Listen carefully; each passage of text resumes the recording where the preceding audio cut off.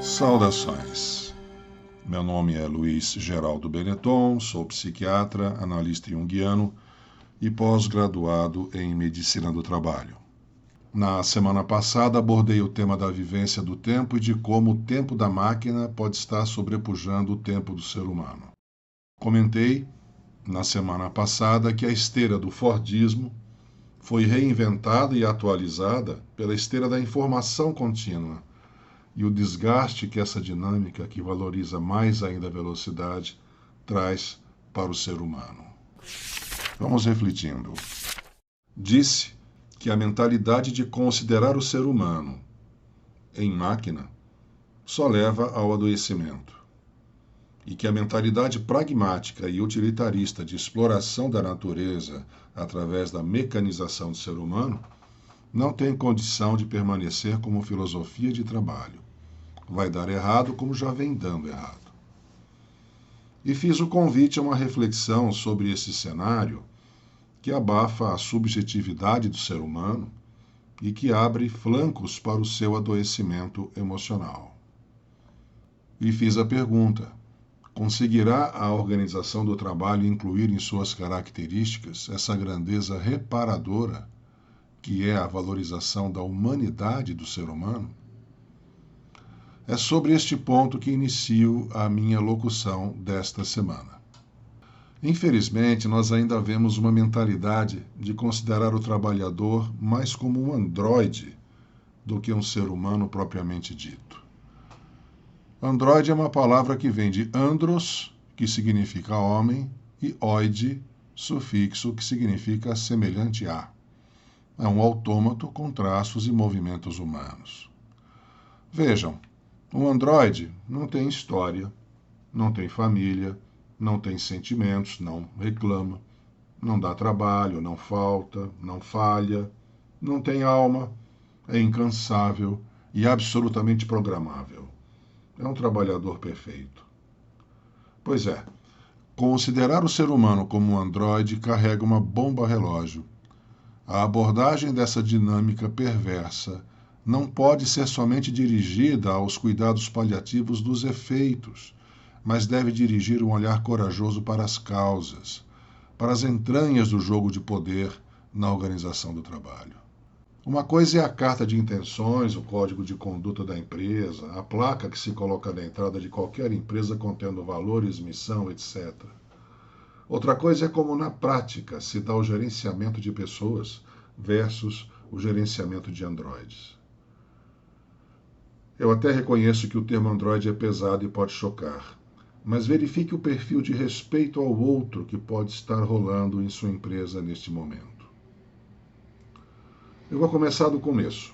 Eu vou retroceder um pouco na linha de argumentos e me centrar mais no núcleo das causas da patologia emocional no universo do trabalho.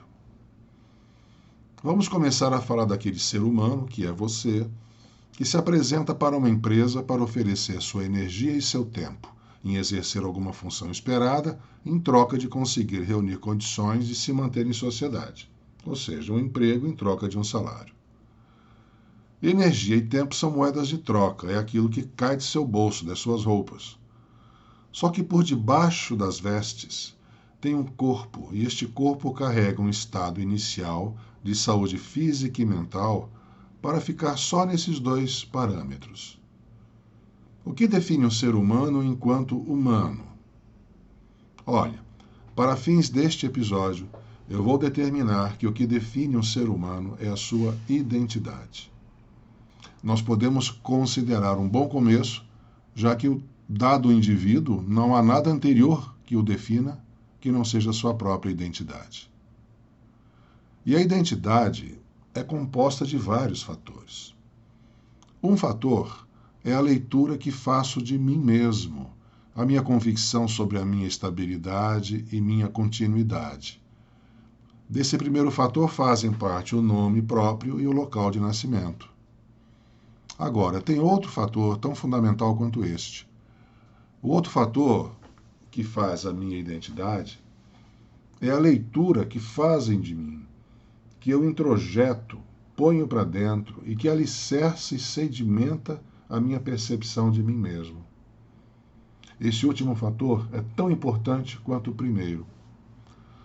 Sem a confirmação sobre mim feita por outra pessoa, a minha identidade fica debilitada. Explicando melhor, minha identidade, essa certeza sobre minha pessoa, é composta de partes que eu mesmo coloco e partes que vêm das outras pessoas que me reconhecem e reforçam essa visão que tenho de mim.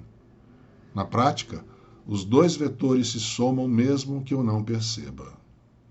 Ser reconhecido faz parte da construção da minha identidade. Sem o outro, não me componho totalmente. Guardem esse conceito. Vamos refletindo. E como é que o trabalho se encaixa nessa dinâmica da formação contínua da identidade?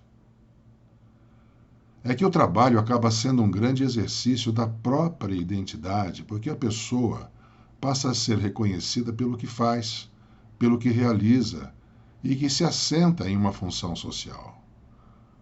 A importância social e o respeito social que vem pelo trabalho são de imenso valor para a autoestima, para a autoafirmação da sua personalidade e, portanto, da sua identidade.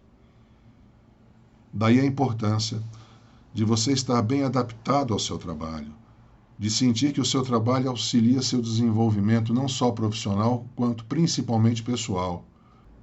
Sem essa convergência de forças, se só o lado do aperfeiçoamento profissional vigorar, sem a devida atenção ao lado pessoal, você capota na curva, enfraquecido. A identidade, como disse, é uma contínua construção, que depende de minha contribuição pelas escolhas e atos que realizo, e pela contribuição do outro, pelo reconhecimento que me faz e me reforça. Vamos voltar agora ao nosso candidato ao emprego. Recordando, ele traz como moeda de troca a sua energia e seu tempo, e embutido no seu corpo a sua identidade, ávida de se manter em permanente elaboração na medida que se expõe a um grupo de referência que o reconhece. O que encontra ao ingressar na empresa? Uma organização do trabalho com um rígido desenho de relação de poder, domínio e controle das funções ali executadas, uma estrutura necessária para uma eficácia produtiva. E para se adaptar a esse ambiente, o nosso personagem aprende a jogar o jogo. Ora, jogar é ludibriar, é fingir que vai e não vai, é o drible, o passe corta-luz, a paradinha. É a estratégia de vencer o adversário. O importante não é só vencer a empresa concorrente, o importante é vencer o concorrente, que pode ser o chefe, o parceiro de equipe, o novato promissor, etc. É um exercício intenso de individualismo, isolamento e com uma sementezinha de paranoia. Passa então o nosso personagem a criar uma máscara de proteção, uma persona que facilita sua sobrevivência nesse ambiente. Seu comportamento agora passa para um condicionamento. Segue teoricamente um código de conduta da empresa, mas também passa a frear e censurar muitos sentimentos e a engolir ressentimentos. A inautenticidade pode ultrapassar os limites do razoável para a boa convivência e um estopim, então, se acende aí. Acontece que essa máscara que nosso personagem passa a usar tem como face externa um sorriso neutro, mas é espelhada na face interna, o que não lhe dá chance de se alienar de si mesmo. Nosso personagem percebe a si mesmo, sabe que a cota de concessões pode esgotar e essa tensão abre flancos à sua integridade emocional. Quando olha ao espelho da face interna, vem a tristeza da saudade de si mesmo. O ambiente de eterna vigilância à sua espontaneidade cria um calo em sua alma que o insensibiliza ao outro, tanto para dar quanto para receber. Já não pode agir como antes, suas respostas ficam subordinadas às regras do jogo. Agora pense, o que ocorre na estrutura de minha identidade se os meus atos são inautênticos e os respectivos feedbacks também vêm com o sabor de uma insinceridade? Some-se a uma chefia despreparada, Há líderes que agem mais como capatazes do que líderes. Há falta de perspectivas, remuneração insatisfatória e há uma ausência de sentido do trabalho que realiza, e o resultado dessa soma todos nós já sabemos. Cada item apontado tem a sua solução ao alcance de uma vontade política interna. A falta de reconhecimento da pessoa e do valor de seu trabalho são os temas que mais são apontados como desestruturantes na saúde mental do trabalhador. E aí então começa uma cascata de consequências. Uma organização do trabalho despersonalizante leva a um sofrimento pessoal, que por sua vez gera uma disfunção pessoal. A disfunção pessoal gera sofrimento de desempenho, que leva a uma disfunção organizacional, que pode gerar prejuízos em todos os níveis, por exemplo, acidentes de trabalho, afastamentos, retrabalho, etc. É a imagem do animal correndo atrás do próprio rabo, mas dessa vez conseguindo se autodevorar.